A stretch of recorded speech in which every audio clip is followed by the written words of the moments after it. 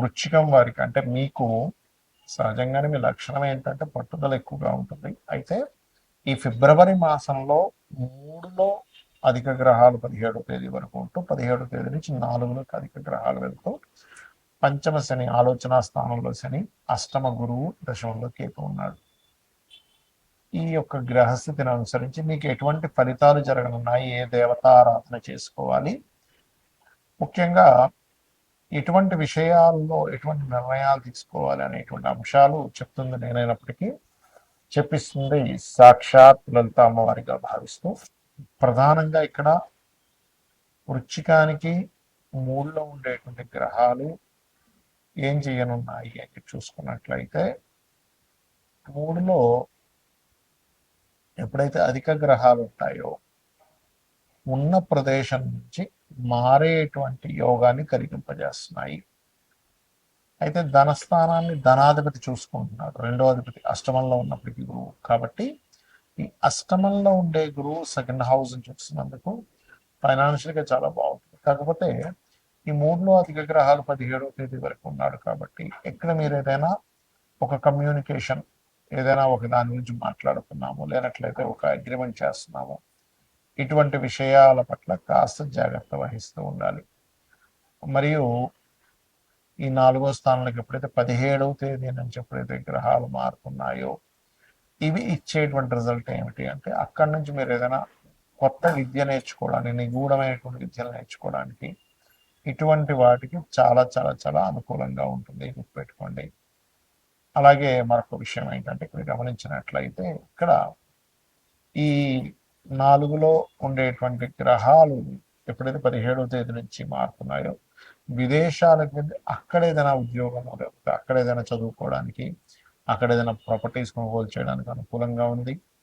మరియు ఈ జీవిత భాగస్వామికి కూడా, ఎందుకంటే సప్తమ స్థానాత్ దశమంలో అధిక గ్రహాలు ఉన్నాయి కాబట్టి మీ పార్ట్నర్కి ఉద్యోగ అవకాశాలు రావడం చాలా అనుకూలంగా ఉంది. కాబట్టి మీరు ఉద్యోగ సంబంధించిన విషయంలో ఆది మంగళవారం ఇటువంటి నిర్ణయాలు తీసుకోకండి.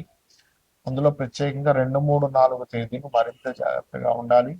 ఇక మీరు ముఖ్యంగా పంచమంలో శని ఉన్నందుకు కొన్ని విషయాల్లో నిర్ణయాలు తీసుకునేటువంటి విషయంలో ఆలస్యం చేయడం వల్ల ఇబ్బంది వస్తూ ఉంటుంది. కాబట్టి ఈ విషయంలో జాగ్రత్తగా ఉండండి.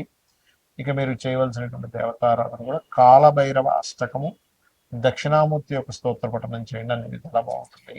చాలా మంది గోచార ఫలితాలతో పాటు జన్మజాతకం చూపించుకుంటే అసలు ఎటువంటి విషయాలు తెలుస్తాయని నన్ను చాలా మంది అడుగుతున్నారు. దానికి నేను మీకు ఒక క్లారిటీ ఇస్తాను. మొట్టమొదటిగా మనకి జన్మజాతకం అనేటువంటిది ఇలా ఏర్పడుతుంది. మనము పూర్వజన్మలో చేసిన కర్మలు, ఈ జన్మలో చేస్తున్నటువంటి కొన్ని నిర్ణయాల మూలంగా కూడా మనకి గ్రహాల యొక్క అనుకూలత, ప్రతికూలత అనేటువంటిది లభిస్తుంది, గుర్తుపెట్టి. అయితే 90% ఆఫ్ పూర్వజన్మల్లో, ఒక 10 to 15% మనకి ఈ జన్మలో చేసేటువంటి ధర్మబద్ధంగా ఉండడం ఇట్లా జరుగుతుంది. అయితే ఇక్కడ ఏ గ్రహం బలంగా ఉంది, ఏ గ్రహం బలహీనంగా ఉంది, ఏ భావం బలంగా ఉంది, ఏ భావం బలహీనంగా ఉంది, ఏ భావం ఏ విషయాన్ని చెప్తుందని చెప్పేది జ్యోతిషాస్త్రం. అంటే దీనివల్ల మనకేమిటి అంటే చూడండి, మన బాడీలో, మన శరీరంలో ఫలానా వైటమిన్స్ తగ్గాయి అని తెలుసుకున్నాక ఏం చేస్తాం, వైటమిన్స్కి వస్తామని సమ్ టాబ్లెట్స్ తీసుకోవడం, పిల్స్ తీసుకోవడము, లేకపోతే ఫలానా ఫుడ్ తీసుకోవడము, ఫలానా ఫుడ్ ఆపడము చేస్తూ ఉంటాం కదా, ఎందుకు? శరీరం బాగుంటానికి. అలాగే మన జన్మజాతకంలో ఉండేటువంటి యోగాలను పరిశీలన చేసి ఏ భావం బలంగా ఉంది, బలహీనంగా ఉంది. ఉదాహరణకి వాళ్ళు శారీరకంగా బలహీనంగా ఉన్నారు అంటే లగ్న భావం బలహీనంగా ఉందని అర్థం. అప్పుడేంటి, ఆ లగ్న భావాన్ని స్ట్రాంగ్ చేయడానికి లగ్నాధిపతి ఎక్కడున్నాడని తెలుసుకొని దానికి సంబంధించిన దానాలు ఇవ్వడము, దానికి సంబంధించిన ఫుడ్ తీసుకోవడము చేస్తూ ఉంటాం. అలాగే ధనం ఎంత మనం ప్రయత్నం చేస్తున్నా ఇవాళ రేపు సొసైటీలో ఇబ్బంది పడుతుంది ఏదైనా ఉంటే ధనం కోసమే ముఖ్యంగా. దాని తర్వాత రుణరోగ శత్రువుల కోసం ఇబ్బంది పడుతూ ఉంటారు. అయితే ఇక్కడ ఈ ధనాధిపతి ఎక్కడున్నాడు అనేది ముఖ్యంగా తెలుసుకోగలగాలి. ధనాధిపతి గనక బాగున్నట్లయితే, చాలా మంది చూడండి పెద్దగా ఏం చదువుకోలేదండి, కానీ ఏంటో ఆటోమేటిక్గా డబ్బులు వచ్చేస్తున్నాయి ఆయనకి, ఆ వ్యాపారం పెట్టాడు, ఈ వ్యాపారం పెట్టాడు అంటుంటారు. అంటే చదువుతో సంబంధం లేకుండా ధనం వస్తూ ఉంటుంది కొంతమంది. మరికొంతమందికి అసలు ఆయన పెద్ద పని చేసే అవసరం లేదు. ముత్తాతలు రకరకాల ప్రాపర్టీస్ కొని ఉంటారు, వాటి రెంట్స్ వస్తూ ఉంటాయి. ఏమిట్రా ఇది అనిపిస్తుంది. అదంతా పూర్వజన్మ కర్మలు. అయితే ప్రతి మనిషి కూడా వాళ్ళ రెండవ అధిపతి ఎలా ఉన్నాడో చూసుకోవాలి. రెండవ స్థానాధిపతి కనుక బలహీనంగా ఉంటే వాళ్ళు ఎన్ని ప్రయత్నాలు చేస్తున్నా ధన విషయంలో పాపం వెనకబడుతూనే ఉంటారు. ఆ ఒక్క చిన్న లిటిగేషన్, అంటే చిన్న ఎగ్జాంపుల్ చెప్తా చూడండి. ఒక వ్యక్తికి ఇక్కడ క్లాట్ ఏర్పడింది అనుకుందాం. ఈ చెయ్యి కాలు తిమ్మిరికి అయ్యి పెరాలసిస్ వచ్చింది, సంథింగ్ ఆగిపోయింది. మీరు దీనికి మీరు ఎంత చేస్తున్నా సరే మీకు సెట్ కాదు అంత ఈజీగా. క్లాట్ ఎక్కడ ఏర్పడిందో అది కరగాలి. అది కరిగితే రక్త ప్రసరణ అయితే దాని వేవ్స్ కనెక్ట్ అయితే బాడీ మన బుర్రలో ఉన్నటువంటి మెదడులో ఉన్నటువంటివి ఏవైతే ఉన్నాయో అవి కనెక్ట్ అయితే అవి ఖచ్చితంగా ఆటోమేటిక్గా వాళ్ళకి సెట్ అయిపోతుంది. అట్లాగే మనం పూర్వజన్మల్లో ఎక్కడ ఏ కర్మ మూలంగా అక్కడ ఆగింది, దానికి సంబంధించినటువంటి విషయంలో మనం ఎట్లా తెలుసుకోవాలి అనేటువంటి విషయం చెప్తుంది జ్యోతిషాస్త్రం. కాబట్టి మీ ధనాధిపతి ఎవరు, ఆ రూపంలో మీరు కనుక చిన్నప్పుడు చదువుకోవడము, దానికి సంబంధించిన వర్క్స్ నేర్చుకోవడం ద్వారా బాగుంటుంది. అదేవిధంగా మనం చేసే ప్రయత్నాలు అనుకోండి, మనం ఏ దిశలో ఉండాలి, అలాగే సంతాన అభివృద్ధి, అసలు సంతానం ఎప్పుడు పొందితే మంచిది, సంతాన అభివృద్ధి అవ్వాలంటే ఏం చేయాలి, మనకి ఇవాళ రేపు అందరూ ఇబ్బంది పడుతుంది దేని గురించి అంటే రుణాలు ఉన్నాయని, రోగాలు ఉన్నాయని, శత్రుత్వాలు ఉన్నాయి. ఇవి అసలు ఎందుకు ఏర్పడుతున్నాయి, మనం ఏ కర్మ వల్ల వీళ్ళందరూ ఏర్పడ్డారు మన చుట్టూ, అలాగే వివాహం అసలు ఎప్పుడు చేసుకుంటే మంచిది, ఇలాగా అనేకమైన విషయాలు. అంటే ప్రొఫెషన్లో ఎందుకు ఎదగలేకపోతున్నాం, ప్రొఫెషన్లో ఎక్కువ చేంజ్ అయితే మంచిదా, విదేశాలకు వెళ్ళుంటే మంచిదా, లేనట్లయితే ఇన్వెస్ట్మెంట్స్ ఎప్పుడు చేస్తే మంచిది. ఇలా ఒకటి రెండని కాదు, అనేకమైనటువంటి అంశాలు. రత్నం గురించి కానివ్వండి, మనం తెలియక ఏం చేస్తామంటే ఏదో రత్నం పెట్టేసుకుంటాం. అలా కాకుండా స్పెసిఫిక్గా మీకు ఫలానా రత్నం వల్ల కొంత సపోర్ట్ లభిస్తుంది. ఒక విషయం చెప్తాను, రత్నం పెట్టేసుకోగానే వెంటనే కోటీశ్వరుడు అయిపోతాడు అనేది పూర్తిగా అనంతం.